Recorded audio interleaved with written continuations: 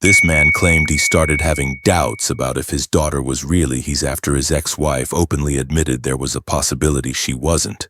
But watch what happens as the DNA results come to the rescue. Ms. Jacobs, you claim that your world was shattered just after your 14th birthday when your dad suddenly up and disappeared. Yes, Your Honor. Mr. Walker, you claim you'd always believed Ms. Jacobs was your biological daughter. Then on her 14th birthday, you overheard a conversation that changed everything. On her 14th birthday, Your Honor, we were outside celebrating with 4th of July. I heard an argument inside the house.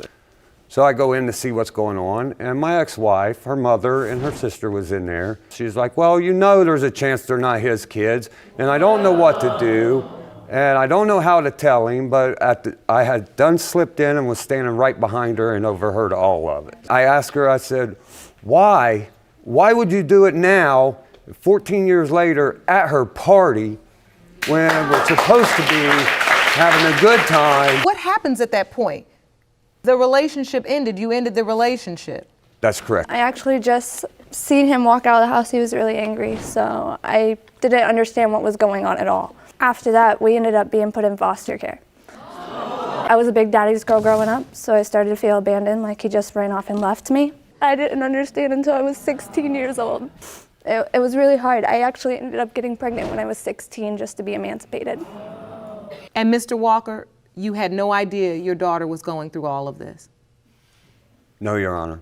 Even before her and I got married, there was times that my family would come to me and say, hey, we lived in a mobile home. He'd say he'd walk around and hear him in there having intersexual relations. At one time, she told me I could go visit my brother, and she was going to go visit her mother. And I called her a few hours later at her mother's house, and her mother answered the phone, and I said, is she there? And she's like, well, no, she ain't been here all day. And I start out at the Walmart where I normally know that she goes, and I caught a guy down there that I knew worked with her at her job. And I asked him if he had seen her. He's like, well, no, she's probably hanging out with this guy. He wrote the address down, and I said, I don't even know how to get there. And he said, I'll give you directions. And when I got to the house, I knocked on the door. It was just her and 5 other guys.